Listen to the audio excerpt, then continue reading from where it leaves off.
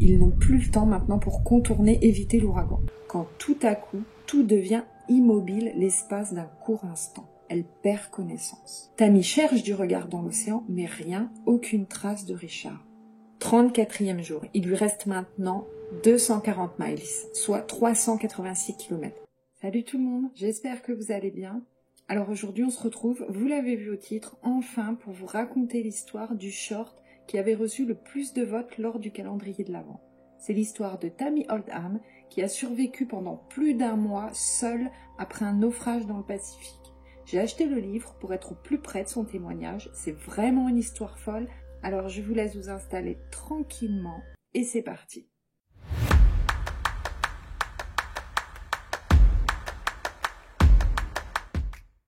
Avant de commencer, je vais juste préciser qu'il y a beaucoup de termes techniques maritimes dans le livre, alors n'étant pas une spécialiste de ce domaine et surtout pour ne pas perdre le fil de l'histoire, je ne rentrerai pas trop dans ces détails. Tammy est une jeune femme originaire des États-Unis. Elle est née le 20 février 1960 à San Diego en Californie. Dès toute petite, elle ressent un grand besoin de liberté. Elle explique dans le livre qu'elle ressent ce besoin d'évasion quand elle est âgée d'à peine 10 ans. Donc c'est vraiment très jeune, elle a déjà ça en elle. Pour l'histoire d'aujourd'hui, on va aller en 1978, c'est là que tout commence. À cette époque, elle a seulement 18 ans et avec son amie Michelle, elles partent toutes les deux à l'aventure en van en direction du Mexique pour aller surfer. C'est là-bas que Tammy va voir une annonce devant un restaurant et sur cette annonce, il y est écrit « Recherche équipage, pas d'expérience de navigation requise, savoir cuisiner est obligatoire, départ pour la Polynésie française en fin de mois. » Contactez Fred Abbé Tangaroa. Tammy n'y connaît absolument rien en navigation, mais elle est comme ça, elle n'hésite pas une seule seconde, elle veut postuler. Elle trouve le voilier et ce fameux Fred. Elle lui dit que le job l'intéresse, qu'elle n'a pas d'expérience. Ils partent alors 2 jours pour faire un essai, pour voir comment ça se passe. Et au bout de ces 2 jours, Tammy est engagée. Le départ se fait en mars 1979. Durant ce voyage, elle apprend à naviguer aux côtés de Fred et alors Tammy adore ça. C'est une révélation pour elle. Elle est fascinée par toutes ces immenses vagues. Elle n'a pas peur du tout. C'est vraiment là qu'elle aura le déclic pour la navigation. Par contre, elle n'a pas du tout le déclic pour Fred. Entre eux, c'est un peu tendu, ça n'est pas le grand amour. Ils ont vraiment des caractères très différents et c'est un peu le choc des générations. Il a 50 ans et elle en a 19. Alors quand ils vont arriver à Tahiti, Tammy décide de changer de bateau parce que l'entente avec Fred n'est plus possible, ça ne va pas du tout. Elle s'engage donc à bord d'une goélette. Alors je ne savais pas ce que c'était, je suis donc allée regarder sur internet et j'étais assez surprise parce que vu le nom, je ne m'attendais pas à ça et en fait ce sont de très grands voiliers qui ont 7 mâts. Donc vous imaginez un peu la taille. Le voilier sur lequel elle va aller s'appelle Sophia et il mesure 37 mètres de long, donc c'est assez énorme. En tout, à bord, ils sont entre 10 et 16 membres d'équipage. Tout le monde s'entend très bien, il y a vraiment une super ambiance et donc Tammy continue d'apprendre et de se perfectionner à bord de ce bateau. Elle a trouvé sa voie. En tout, elle sera partie 3 années avant de revenir chez elle en Californie. À son retour, elle est tellement passionnée par les bateaux, par la mer, qu'elle décide d'ouvrir sa boîte et donc elle crée une entreprise qui est chargée de vernir les yachts. Il y a beaucoup de demandes, ça marche bien, elle fait ça avec une amie et parfois elle fait aussi des livraisons de bateaux avec d'autres équipes. Elle a donc une vie plutôt bien installée, elle est heureuse quand un jour elle va faire la rencontre d'un homme originaire d'Angleterre, Richard. Richard est né en 1949 et c'est un navigateur confirmé. Il est en train de faire le tour du monde et actuellement il fait une pause à San Diego. Dès qu'elle le voit, Tammy tombe tout de suite sous son charme. Ils font connaissance et très vite, un feeling se confirme entre deux. Ils développent des sentiments et ils se mettent en couple. C'est alors que tout naturellement, Richard propose à Tammy qu'elle l'accompagne dans son voyage pour le Pacifique Sud. Alors Tammy est très heureuse, folle de joie, elle accepte tout de suite, en fait elle attendait que ça. Le voyage se fera à bord du Meyaluga, celui qui va par-delà l'horizon. C'est un voilier de 11 mètres que Richard a construit en Afrique du Sud. Ils navigueront durant 6 mois. Ça sera 6 mois de bonheur. Tammy est heureuse. Elle partage sa passion et avec l'homme qu'elle aime en plus. Ils sont actuellement en pause à Tahiti depuis quelque temps et c'est là qu'ils font la connaissance d'un couple, Peter et Christine. Eux aussi possèdent un bateau, le Hazana, ce qui veut dire exploit. Alors retenez ce nom pour la suite de l'histoire. C'est un bateau de 13,50 m et le couple cherche quelqu'un pour ramener le bateau en Californie. Il propose alors cette mission à Richard et Tammy. Les deux hésitent quand même au début puisque eux, leur planning, c'est de continuer le tour du monde, mais finalement ils acceptent car ils seront payés 10 000 $. Donc ça va leur permettre de financer la suite de leur voyage. Et puis Peter et Christine leur payent également un billet d'avion aller-retour pour l'Europe. Tammy n'est jamais allée en Europe, du coup pour eux c'est vraiment une occasion à saisir. Avant ils prendront le temps de bien étudier la météo. Aucune tempête n'est annoncée et en cette période de l'année les orages sont quasi inexistants et la saison des ouragans est passée. Donc normalement tout est réuni pour que le trajet se passe bien. Ils estiment qu'il leur faudra environ 1 mois pour relier Tahiti à San Diego. Ils seraient de retour 4 mois plus tard pour récupérer leur bateau et continuer leur tour du monde. Le 22 septembre 1983, c'est le jour du départ, il est 13h30. Ils quittent le port de Papeete, la traversée commence. Les premiers jours, tout est ok, la météo, le temps, tout se passe bien. Le 5e jour, la mer commence un peu à s'agiter, mais Tammy n'a pas peur, elle est vraiment très bien, elle est dans son élément, et puis surtout, elle est avec Richard, l'homme de sa vie. Le 2 octobre, ils passent l'équateur, ils entrent dans l'hémisphère nord. Pour l'occasion, ils s'ouvriront une bouteille de champagne pour fêter ça. Et à partir du 8 octobre, soit une quinzaine de jours après leur départ, le temps commence un peu à changer. Le ciel devient gris, il pleut, les vents sont un peu plus forts. Et dans le journal de bord, ce jour-là, Richard écrit « cyclonique ». Tammy se pose quelques questions, mais elle fait totalement confiance à Richard. C'est un navigateur qui a beaucoup d'expérience et qui a l'habitude. Le lendemain, à la radio, sont annoncées 2 dépressions tropicales, 2 tempêtes. Alors vous savez que l'on donne des noms aux tempêtes, ce n'est pas moi qui les ai choisis, donc il y a Sonia et Raymond. Pour l'instant, elles sont situées loin du voilier, donc aucune inquiétude particulière. Le 10 octobre, ils modifient quand même un peu leur cap pour s'éloigner et surtout de Raymond, car c'est cette tempête qui se déplace le plus vite. Mais à ce stade, il n'y a pas de danger, ils doivent pouvoir la contourner sans problème. À bord du voilier, ça secoue de plus en plus et maintenant, ils en sont à un point où ils doivent s'accrocher avec des harnais sur le pont. Nous sommes toujours le 10 octobre et à 2h du matin, la toile du bateau se déchire. Pour Richard et Tammy, ça devient de plus en plus compliqué et maintenant ils se déplacent carrément à 4 pattes sur le pont pour ne pas perdre l'équilibre. Ils ont dû changer la voile en plein milieu d'une météo déchaînée, ce qui leur a pris 2 heures. La nuit passe comme ça, dans des conditions climatiques vraiment de plus en plus extrêmes, mais malgré ça, au petit matin et au vu des dernières informations qu'ils reçoivent à la radio, ils doivent pouvoir éviter la tempête. Enfin ça, c'est ce qu'ils pensaient, puisque peu de temps après, la radio annonce que la tempête Raymond est maintenant classée en ouragan, avec des vents donc de 118 km/h minimum.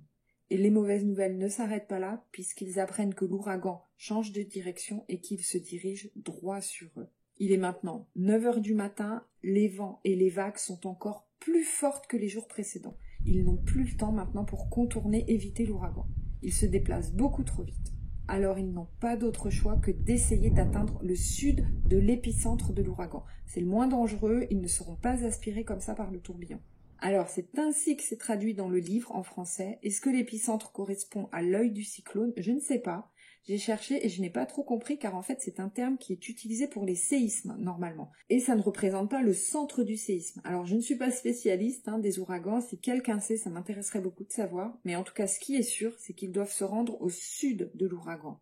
Richard et Tammy commencent à avoir peur et ils savent maintenant que ça devient vraiment dangereux pour eux. À 15h de la même journée, l'ouragan change encore de direction et maintenant ses vents atteignent 260 km/h. Tammy et Richard changent eux aussi de cap. Dans le journal de bord, Richard écrit « Il n'y a plus qu'à prier ». Dans la soirée, il y a de plus en plus de dégâts sur le bateau. Les vents et les vagues sont tellement violents. Alors il y a beaucoup de termes techniques, mais en tout cas, ce qu'il est facile de comprendre, c'est que le voilier commence vraiment à subir et à tenir difficilement dans la tempête. Ils passeront toute la nuit à se relayer à la barre. Ils ont très peu dormi et au matin, ils sont épuisés et ils sont surtout très inquiets car l'ouragan s'approche de plus en plus et les vagues maintenant sont hautes comme des gratte-ciel. Alors je ne sais pas si vous avez déjà vu des reportages où on voit des navires en pleine tempête, en pleine mer. C'est très impressionnant et c'est ce que Tammy décrit dans le livre. Elle explique que la coque du bateau monte vraiment à la verticale pour passer les vagues avant de faire des chutes vertigineuses. Elle explique aussi que ça fait un bruit énorme, comme un bruit de moteur. À 13 heures, Richard demande à Tammy d'aller dans la cabine, de descendre dans la cale. Ils se regardent, la peur se lit dans leur regard. Tammy refuse au début, mais Richard la rassure, il lui dit qu'il est accroché au harnais, que ça va bien se passer, et puis il insiste, il lui redemande qu'elle aille dans la cabine d'un ton un peu, peut-être pas plus ferme, mais il insiste bien en tout cas. Tammy s'exécute. À l'intérieur, elle doit aussi se mettre un harnais, et elle essaye de se tenir comme elle peut, parce qu'elle est très secouée, elle est balancée de droite à gauche, quand tout à coup, tout devient immobile l'espace d'un court instant. Et elle entend Richard hurler « Oh mon Dieu !» Puis là, bam, c'est le trou noir, elle perd connaissance. Tammy se réveille, elle voit le ciel bleu au-dessus d'elle, elle a très mal à la tête, elle retrouve ses esprits petit à petit, mais elle est encore très confuse, perdue. Elle voit qu'elle est pleine de sang, Tammy a une plaie au tibia gauche, elle ne sait plus trop où elle saigne aussi à la tête, elle a une grande coupure sur le front, et elle a des entailles aux bras et aux jambes aussi. Tout est par terre, les livres, les boîtes de conserve, une porte, et même le plafond en contreplaqué de la cabine s'est écroulé. C'est pour ça qu'elle peut voir le ciel. Tout flotte et elle a de l'eau jusqu'aux genoux.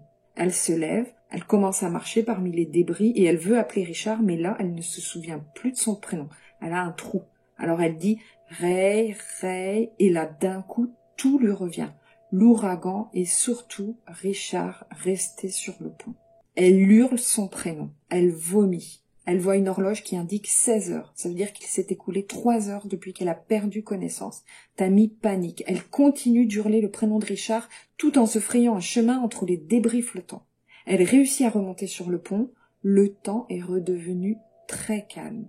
Elle voit le harnais de Richard et au bout, le mousqueton qui est cassé. Elle jette alors par-dessus bord tout ce qu'elle trouve et qui pourrait flotter. Elle est persuadée que Richard est là, dans l'eau, tout près. Et elle crie en même temps « Tiens bon, attrape ça, tiens bon Richard, je vais te sauver !» Tammy cherche du regard dans l'océan, mais rien, aucune trace de Richard. Sur le bateau, le grand mât est cassé, il y a un énorme trou sur le pont. Tammy vomit encore. Elle retourne dans la cabine. Peut-être que Richard est là. Elle continue d'hurler son prénom. Elle fouille tout à l'intérieur, la cuisine, les toilettes, mais toujours rien. Maintenant, elle a de l'eau jusqu'à la taille. Le bateau est en train de couler, elle doit sortir.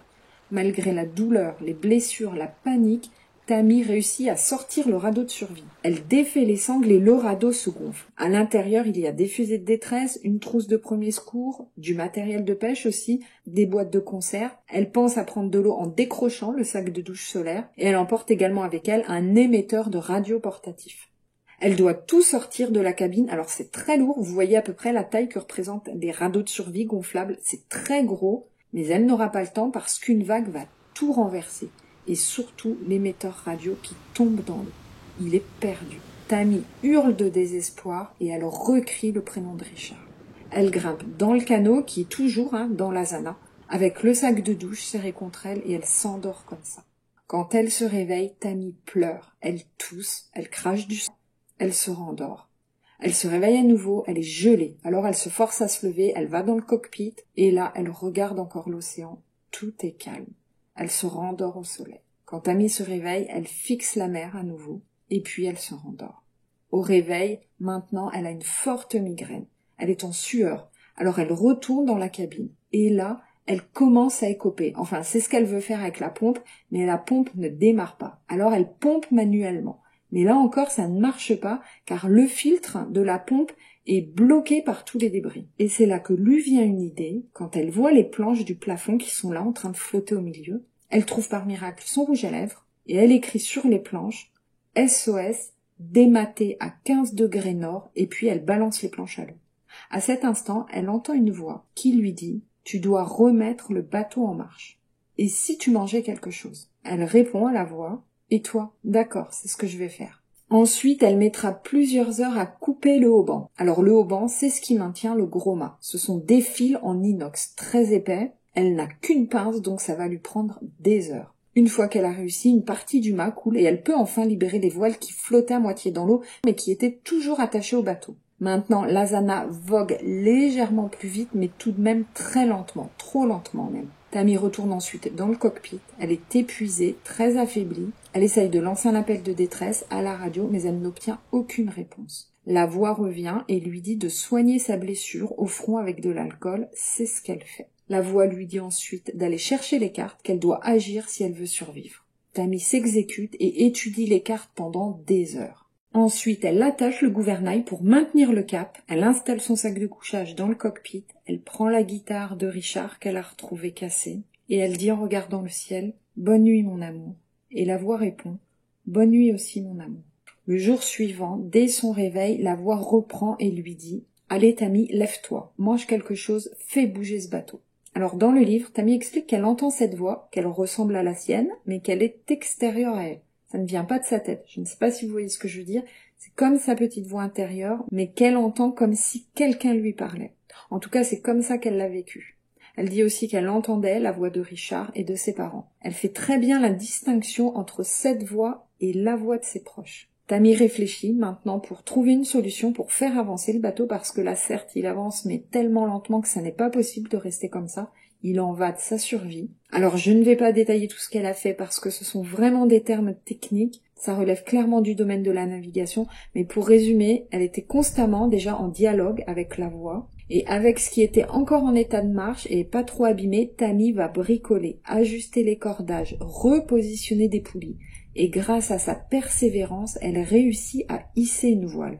Par contre, c'est une voile beaucoup plus petite que celle d'origine, mais c'est mieux que rien. Pour elle, c'est une victoire, et c'est la première fois à cet instant qu'elle ressent un début, en tout cas un sentiment d'espoir. Je ne sais pas si vous vous rendez compte, elle a fait tout ça seule et en étant dans un état très affaibli physiquement et psychologiquement. J'ai trouvé déjà ça très fou à ce stade. La Zana avance maintenant à 1 nœud environ, ce qui représente 2 km par heure. Et le cap, c'est Hawaï.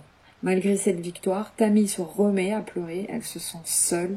Tout autour, il n'y a que l'océan. Elle pense à Richard, à sa mère aussi, et c'est ce qui la motive pour rester en vie. Elle sait que si elle ne rentre pas, sa mère passera toute sa vie à la chercher.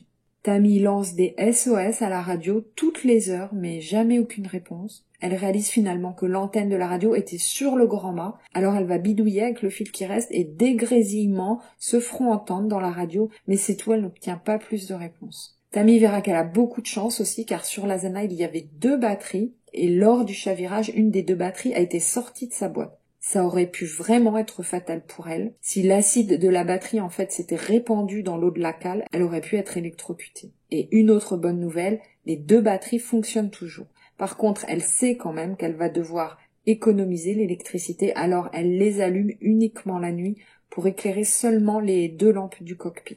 Au 4e jour, Tammy continue de tenir le journal de bord. J'imagine que ça devait l'aider à sortir un peu de son esprit, de ses cogitations. Peut-être même que ça lui donnait un certain repère. Pour sa navigation, oui, mais pour elle, en fait, perdue dans ce chaos, un peu comme un journal intime. Et ce jour-là, le 4e jour, elle y écrit « Par pitié, dites-moi que ce n'est qu'un mauvais rêve ».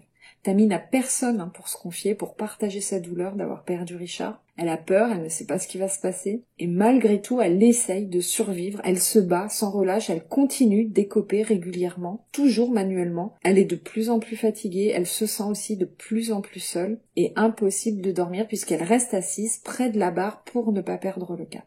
Je vous partage un petit extrait du livre qui m'a beaucoup touchée, c'est au sujet de ses grands-parents, et c'est la façon, la tournure de la phrase que j'ai trouvée très belle. Il m'aimait à en mourir. La voix lui dit « N'oublie jamais combien il t'aimait tous, Tammy. Il t'aimait à en vivre. » Le 5e jour, c'est le 16 octobre. La Zana avance toujours, mais très lentement encore. Aujourd'hui, le temps est calme, le ciel est clair, donc Tammy sait qu'elle va pouvoir essayer de se localiser un peu plus précisément. Et pour ça, par chance, le sextant est toujours là. Il est intact.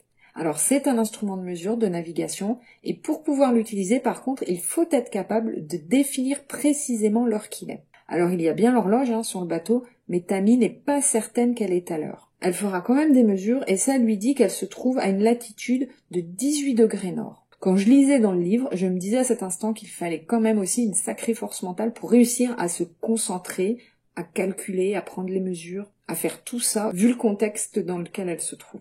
Tammy maintenant est de plus en plus déshydratée, elle a très soif, mais elle a aussi conscience qu'elle doit absolument se rationner en eau si elle veut tenir. Alors pour s'occuper l'esprit, elle descend et elle va ranger la cabine. Et là, miracle, elle trouve sa montre. Et vous savez quoi? Elle marche en plus. Alors il faut bien s'imaginer qu'à l'intérieur du bateau, tout est sans dessus-dessous, que c'est un gros bordel en gros. Alors retrouver sa montre, parce que c'est petit une montre, hein, c'est vraiment incroyable, et en plus qu'elle marche, grâce à ça maintenant elle peut déterminer précisément sa position, du coup elle remonte, elle attrape le sextant et reprend les mesures. Et après plusieurs calculs, elle sait enfin exactement où elle se trouve.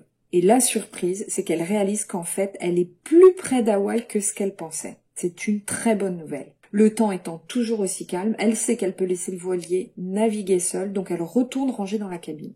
Et là, elle finit par tomber sur une voile d'Artimon.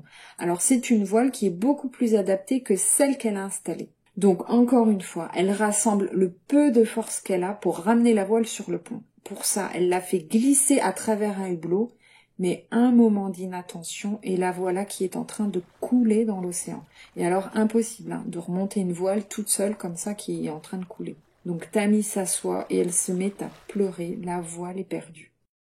Plusieurs jours passent encore, Tammy ressasse toujours en boucle dans sa tête pourquoi Richard est resté sur le pont, pourquoi il n'est pas descendu avec elle, pourquoi elle a survécu et pas lui. Cela fait maintenant 11 jours que le naufrage a eu lieu. Elle continue d'envoyer des SOS à la radio, mais toujours aucune réponse, et elle n'a jamais croisé un seul bateau non plus. À un moment, il va commencer à pleuvoir, le temps va changer et le ciel va s'assombrir. Tammy panique tout de suite, elle a peur. En fait, sans radio, impossible de savoir si c'est une autre tempête tropicale ou même un ouragan qui approche. Alors elle s'équipe de son harnais, elle l'accroche au cockpit. D'un côté, elle sait que grâce au vent, elle va avancer plus vite et c'est une chance inespérée. Le temps lui est compté, mais elle panique tellement qu'elle est à 2 doigts de tout lâcher pour aller se réfugier dans la cale. Elle demande à la voix « Est-ce que je dois descendre? Est-ce que je dois descendre ?» La voix lui répond « Tiens bon, garde le cap, bats-toi pour ta vie. » Elle restera devant la barre presque toute la nuit à garder le cap. Le lendemain, sortie de nulle part, au loin, elle aperçoit enfin un bateau. Alors elle se précipite, elle tire une fusée de détresse, rien, puis elle en tire une deuxième, une troisième, mais toujours rien. Elle attrape alors une rame, auquel elle avait attaché un t-shirt rouge et elle l'agite en l'air. Elle envoie des mayday à la radio, mais malheureusement, elle voit que le bateau disparaît au loin dans l'horizon. Tammy hurle de rage et de désespoir. Elle est tellement en colère que du coup, elle décide de s'attaquer au grand mât. Elle veut le libérer puisqu'il l'empêche en fait de traverser le pont. Tellement énervée, elle est tellement pleine de rage qu'elle y arrivera, mais une partie du grand mât va lui tomber dessus. Elle se retrouve alors écrasée au sol, coincée sous un gros pylône en alu. Elle ne peut plus bouger. Tammy rassemble encore toutes ses forces pour se dégager et heureusement elle va réussir. Alors franchement, elle a eu beaucoup de chance, elle aurait clairement pu passer par-dessus bord ou pire encore, et depuis cette grande frayeur, elle a placé à l'arrière du bateau une corde qui traîne dans l'eau, comme ça si jamais elle passe par-dessus bord, elle aura quelque chose à quoi se raccrocher. Parce que même si le bateau avance très lentement, si jamais elle tombait à l'eau, il lui serait impossible de remonter à bord. Les jours continuent de passer, toujours les souvenirs de Richard qui remontent sans cesse. Elle n'a personne pour parler de sa douleur. Psychologiquement, vivre ça doit être un enfer. Les jours se ressemblent beaucoup. Elle continue de se rationner en eau et en nourriture. Tous les jours, c'est le même rituel. Dès le matin, elle regarde autour l'océan, elle scrute pour voir s'il y a un bateau quelque part. Ensuite, elle vérifie les cordages et le bateau dans son ensemble. Elle prend les mesures de sa position 3 fois par jour. Elle nettoie ses plaies, elle continue aussi d'écrire dans le journal de bord qui est devenu son espace où elle y déverse ses émotions. La nuit, elle reste éveillée le plus longtemps possible près de la barre au cas où elle apercevrait un bateau. Elle dort dans le cockpit dans son sac de couchage accroché à la chemise de Richard. Physiquement, elle est de plus en plus abîmée, on va dire ça comme ça. Elle a les lèvres complètement craquelées, le teint pâle, des poches sous les yeux, les traits sont tirés, le pansement au front est sale. Elle sait qu'elle ne tient qu'à un fil. Et puis un jour, en rangeant, elle va tomber sur un canon de fusil qui était caché dans une serviette enroulée. Alors son réflexe, ça va être de tout remettre en boule, de jeter ça au fond du placard et de fermer la porte. Elle trouvera aussi dans le coffre d'une banquette des cigares, des bières et une boîte de gâteaux. Pour rappel, l'Azana n'était pas leur bateau, ils devaient le livrer, donc pour elle, ce sont un peu comme des petits trésors, des petites surprises inespérées qu'elle retrouve. Et avec ces petits trésors, Tammy remonte sur le pont et elle s'offre une pause dans tout ce chaos. Elle boira une bière en fumant un cigare. Nous sommes maintenant le 1er novembre. Tammy aperçoit au loin une forme orange, une bouée avec un drapeau rouge. C'est une balise. Alors elle change immédiatement de cap et 1 heure plus tard, elle est à la bouée. Tammy voit qu'il y a un filet de pêche accroché. Et là, elle hésite. Elle ne sait pas trop quoi faire. Est-ce qu'elle attend là qu'un bateau revienne chercher le filet? Mais comment être sûre aussi qu'un bateau va vraiment revenir? Alors elle regarde de plus près le filet et là elle voit qu'en fait il est abandonné depuis très longtemps. Il est recouvert d'algues, très abîmé, donc elle comprend qu'au vu de l'état du filet, personne ne viendra le chercher. Alors elle fait demi-tour et elle repart. Le lendemain, elle avale 70 miles, soit 112 km. Les vents et les courants jouent en sa faveur. Elle en fera 50 le surlendemain. Elle calcule qu'il lui reste environ 950 km avant d'atteindre Hawaï. Et elle a déjà fait, accrochez-vous bien, 1600 km depuis le naufrage. Toute seule, c'est énorme. Les jours suivants s'alternent, pluie et soleil. Tammy a du temps, beaucoup de temps, elle cogite, toujours sans cesse, sur le sens de la vie, entre autres, et toujours ses souvenirs avec Richard qui reviennent. La nuit, quand elle voit des étoiles filantes, elle fait des vœux et elle demande que Richard soit en vie ou qu'on la retrouve. Et puis, Tammy se met à méditer. Elle entre en communion avec, je la cite, tout ce qui l'entoure.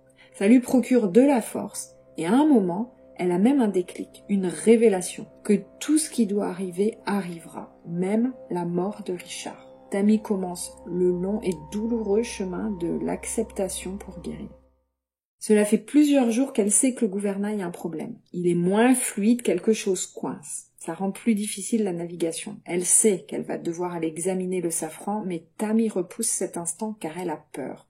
Le safran, en fait, c'est la partie immergée de la barre, sous le bateau.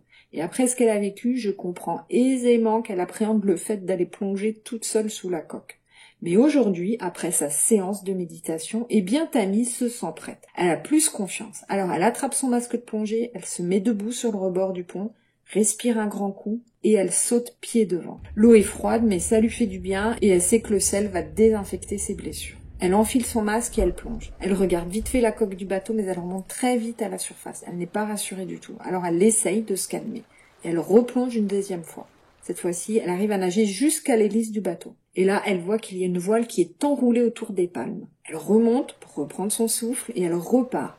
Elle essayera tant bien que mal de décrocher la voile, mais impossible. Elle est trop emmêlée. Tammy est furieuse parce qu'elle sait que ça ralentit énormément le bateau, mais elle n'a pas d'autre choix que de faire avec. Alors elle replongera une dernière fois pour trouver ce qui bloque au niveau du gouvernail, mais elle ne verra rien d'anormal. Donc Tammy remonte sur le bateau, très fière d'avoir réussi à surmonter sa peur.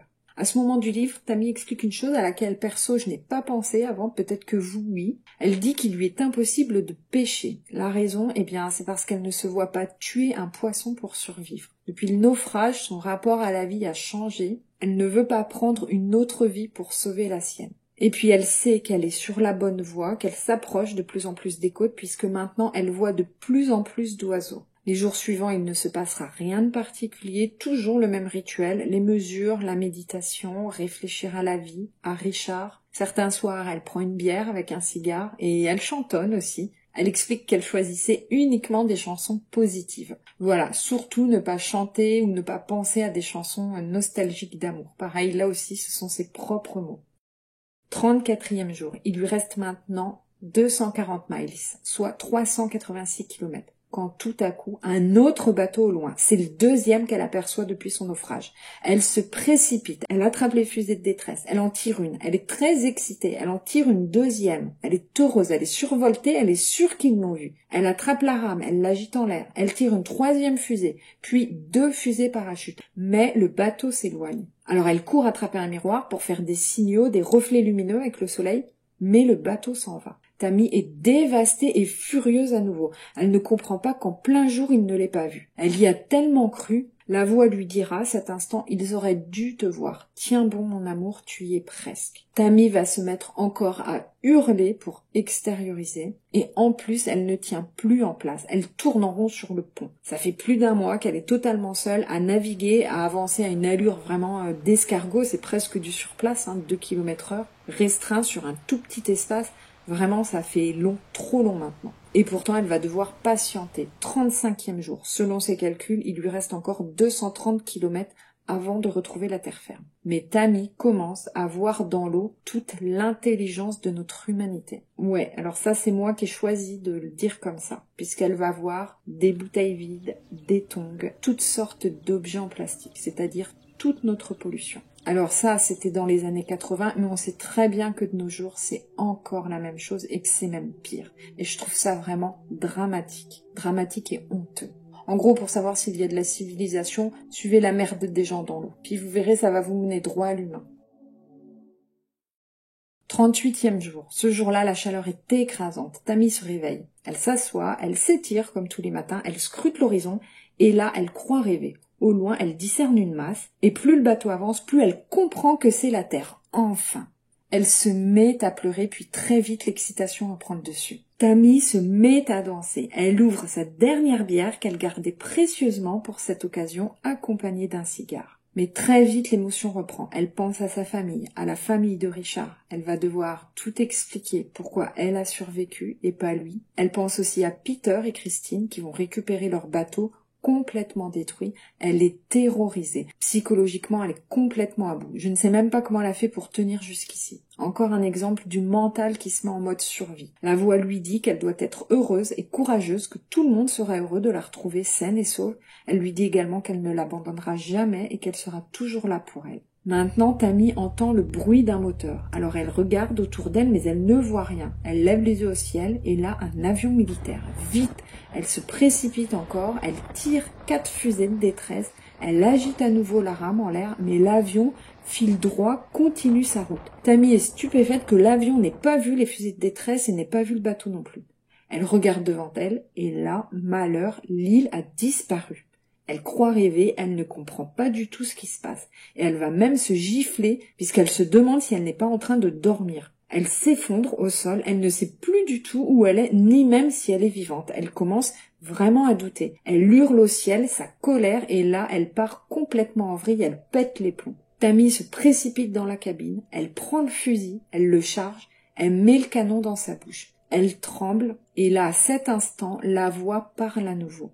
Tammy, tu sais que tu ne peux pas t'ôter la vie maintenant. Tammy hurle encore. Elle crie qu'elle est morte et qu'elle n'en peut plus.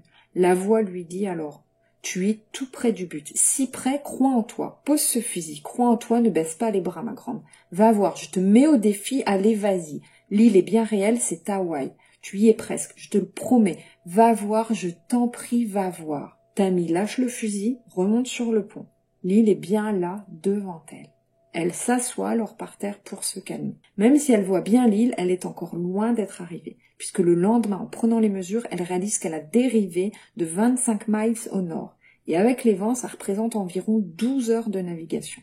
Elle a reperdu l'île de vue. Elle prend alors la décision de ne plus dormir pour rester à la barre toute la nuit. C'est son 41e jour et il est 2h30 du matin et enfin, au loin, elle aperçoit les premières lumières de la baie. Elle n'est pas arrivée pour autant, parce que ça semble très proche, mais en même temps, il y a beaucoup de récifs avant d'y accéder. Elle ne peut pas juste avancer comme ça tout droit, ça serait trop simple, hein. Elle risque de s'échouer, donc elle doit faire très attention. Plus la Zana avance et plus l'émotion remonte. Elle est en pleurs, elle sait qu'elle a changé, qu'elle ne sera plus jamais la même qu'avant. Elle se trouve maintenant seulement à quelques heures enfin d'arriver. Le jour se lève, Tammy prend la chemise de Richard, elle la met sous la sienne. Elle ne peut pas la laisser là, elle ne peut pas encore laisser Richard. Puis enfin, Tammy voit un énorme navire de 60 mètres qui est en train de quitter le port. Elle tire une fusée de détresse, puis 2 autres, la rame en l'air, et elle voit le navire allumer ses feux de bord et changer de direction vers elle. Ça y est, ils l'ont vue. Cette fois, c'est la bonne. Alors attendez un peu parce que vous allez voir la suite. Elle sera remorquée jusqu'au port. C'est un garde-côte qui va l'héberger pour la première nuit. Tammy est clairement en état de choc, hein. Elle est très affaiblie. Le soir même, elle appelle ses parents, son grand-père, le beau-frère de Richard n'ayant pas réussi à joindre sa sœur. Elle appelle aussi Peter et Christine. Tammy ne dormira pas de la nuit. Elle devra ensuite être entendue par des enquêteurs pour faire une déposition. Et là, on va lui expliquer en fait qu'il est impossible qu'elle soit restée inconsciente 3 heures après l'ouragan au vu des coordonnées météorologiques. En fait, on lui explique qu'elle est restée inconsciente 27 heures. Alors pour elle, c'est un autre choc parce qu'elle repense à Richard et elle réalise qu'en se réveillant 27 heures après l'ouragan, il y avait très peu de chances que Richard puisse être encore là, tout près, vivant à côté du bateau. Avant de rentrer chez elle aux États-Unis un matin, elle ira jusqu'à l'océan avec une rose. Elle vient dire au revoir à Richard. Elle retirera la bague en ficelle qu'il lui avait offert. Elle la noue autour de la rose et elle jettera la fleur dans l'eau. Il lui faudra des mois, des années pour se reconstruire. D'ailleurs, le livre est daté de 2019. Elle est âgée de 59 ans à sa sortie. Maintenant, elle partage son témoignage dans des centres nautiques où elle est très demandée et elle est chef d'entreprise. En 1992, soit 9 ans après le naufrage, elle rencontre Ed, de qui elle tombe amoureuse et ils se marieront 2 ans plus tard. Alors peut-être que vous vous demandez si Ed est dans la navigation aussi. Eh bien non, pas du tout. Il construit des maisons. Mais régulièrement, ils font des sorties en famille à bord de leur voilier. À propos de la voix, je laisserai chacun se faire son propre avis. Pour ma part, je ne sais pas trop, je suis partagée. D'un côté, je me dis que ça peut être tout à fait son mental, qui s'est mis en mode survie. Mais ce qui est très troublant, je trouve, c'est qu'elle dit qu'elle l'entendait à l'extérieur d'elle. Perso, je suis très ouverte au domaine, je ne sais pas si paranormal ou ésotérique sont les mots qui conviennent, mais en tout cas, je pense que nous sommes très loin de tout connaître dans notre monde. Dans le livre à la fin, elle écrira à ce sujet « L'unique message cohérent que j'ai reçu de Dieu, ou d'une puissance supérieure, ou de l'univers, ou de la voix, est que nous avons tous, en tant qu'individus, notre propre destinée. » En 2018, un film est sorti qui s'appelle « À la dérive » et qui raconte son histoire. Alors, je ne l'ai pas regardé, je n'ai pas ressenti le besoin, car je me suis dit qu'il n'y avait pas mieux que son livre pour avoir un récit le plus détaillé possible. Si vous l'avez vu, eh bien, n'hésitez pas à me dire en commentaire ce que vous en avez pensé. Voilà, cette histoire se termine ici. Alors, est-ce que j'ai besoin de dire que Tammy est une femme incroyable ? Non. Et puis vous savez, de toute façon, plus je réfléchis à toutes ces histoires que je découvre et que je partage, je ne pense pas, et je ne dirais plus d'ailleurs que ce sont des personnes incroyables, dans le sens que si c'était le cas, ça voudrait dire que ce qu'elles ont réussi à faire n'est pas à la portée de tous. Je pense plutôt que ce sont des personnes ordinaires, comme vous et moi, qui ont vécu des choses incroyables. J'espère en tout cas que vous aurez passé un bon moment, ma compagnie. Si cette vidéo vous a plu et que vous n'êtes pas encore abonné, eh bien n'hésitez pas. J'ai besoin de vous pour soutenir la chaîne. N'oubliez pas aussi d'activer la petite cloche si jamais vous voulez être sûr de ne pas rater la sortie des prochaines vidéos. Là aussi, je vous mets le lien de son livre en barre de description pour ceux qui seraient intéressés. Mais par contre, je précise encore une fois, je veux bien insister, il y a plusieurs passages qui sont vraiment très axés sur des termes techniques de la navigation. Voilà, donc je préfère prévenir pour éviter les mauvaises surprises. On se sépare ici, mais on se retrouve bientôt pour une prochaine histoire vraie. D'ici là, prenez soin de vous. Salut!